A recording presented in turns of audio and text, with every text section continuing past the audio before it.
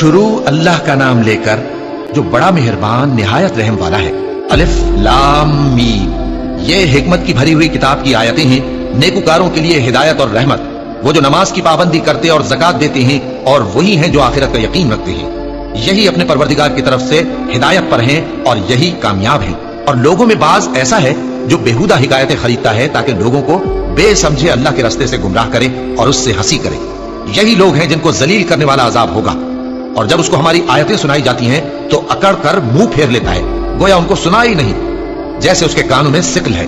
तो उसको दर्द देने वाले अजाब की खुशखबरी सुना दो। जो लोग ईमान लाए और नेक काम करते रहे उनके लिए नेमत के बाग हैं, हमेशा उनमें रहेंगे। अल्लाह का वादा सच्चा है और वो गालिब है, हिकमत वाला है। उसी ने आसमानों को सुतूनों के बगैर पैदा किया जैसा कि तुम देखते हो, और जमीन में पहाड़ बनाकर रख दिए ताकि वो तुमको लेकर डोलने न लगे, और उसमें हर तरह के जानवर फैला दिए। और हम ही ने आसमान से पानी नाजिल किया, फिर उसमें हर किस्म की नफीस चीजें उगाई। ये तो अल्लाह की तख्लीक है।